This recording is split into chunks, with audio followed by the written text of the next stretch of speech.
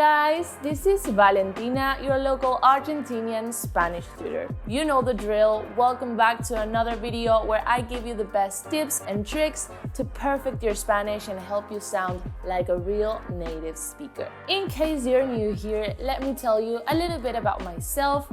I'm a Spanish tutor at Overcome the Barrier, a language learning company that offers you the opportunity to learn Spanish by having one-on-one conversations with native Spanish speakers from all over Latin America like me. Before we get started, don't forget to subscribe to our YouTube channel and follow us on all our social media so you don't miss any of our content. Today, we have a brand new vocabulary lesson. I'm gonna be teaching you some useful weather-related Spanish words so you can expand your day-to-day vocabulary. I'm really excited, so with no further ado, let's get right to the video.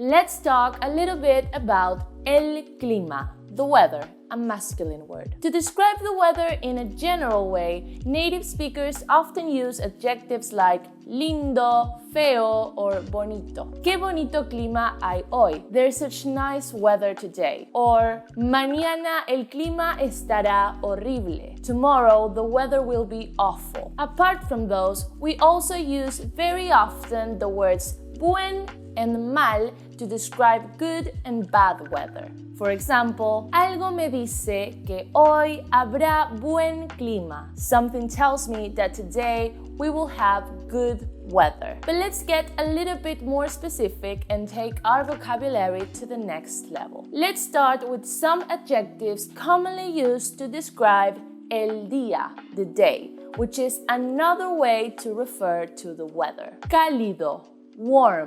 Frío, cold. Fresco is more like cool or chill, like cold but not that cold. Soleado, sunny. This one comes from the word sol, which means sun. Nublado, cloudy, from the word nube, cloud. Ventoso, windy, from the word viento, wind. Lluvioso, rainy, from the word lluvia, rain. Húmedo, humid, or despejado, clear. Okay, now, when we talk about the weather, it's very common to use the verb estar, which is the variation of the verb to be that refers to temporary states such as the weather. Let's see some examples. No puede ser, está lloviendo.